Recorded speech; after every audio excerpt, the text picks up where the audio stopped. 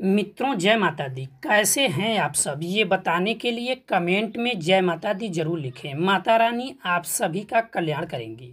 मित्रों, आज चैत्र नवरात्रि का दूसरा दिन है। इस दिन माँ दुर्गा के दूसरे स्वरूप माँ ब्रह्मचारिणी की पूजा की जाती है। माँ ब्रह्मचारिणी के दाएं हाथ में माला और बाएं हाथ में कमंडल धारण करती हैं। शास्त्रों के अनुसार माँ दुर्गा ने पार्वती के रूप में पर्वतराज की यहाँ पुत्री बनकर जन्म लिया।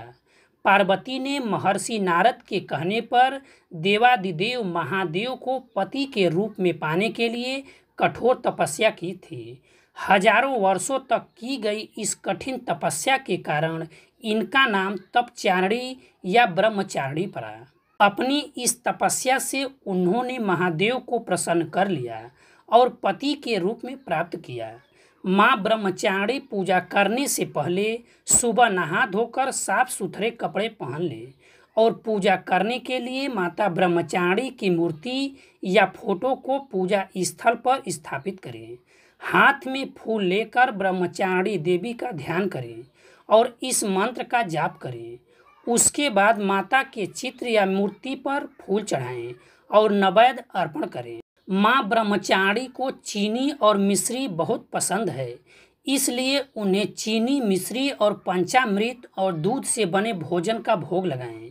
माँ ब्रह्मचारिणी की कथा के अनुसार पूर्व जन्म में इस देवी ने हिमालय के घर पुत्री के रूप में जन्म लिया था और नारद जी के उपदेश से भगवान शंकर को पति के रूप में प्राप्त करने के लिए घोर तपस्या की थी। इन्होंने 1000 वर्ष तक केवल फल फूल खाकर बिताए और 100 वर्षों तक केवल जमीन पर रहकर साग पर निर्वाह किया।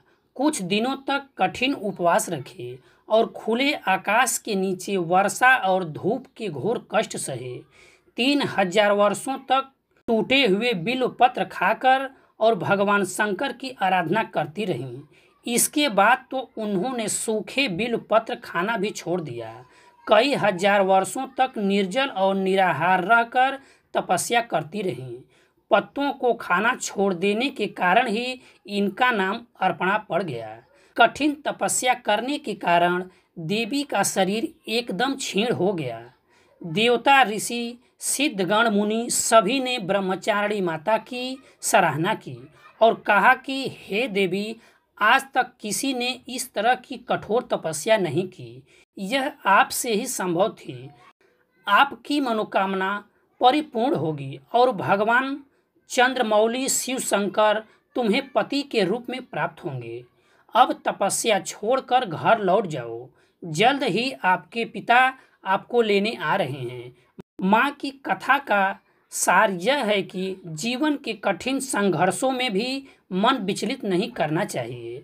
माँ ब्रह्मचारिणी देवी की कृपा से सर्वसिद्धि प्राप्त होती है और मनुष्य की हर एक इच्छा पूरी होती है।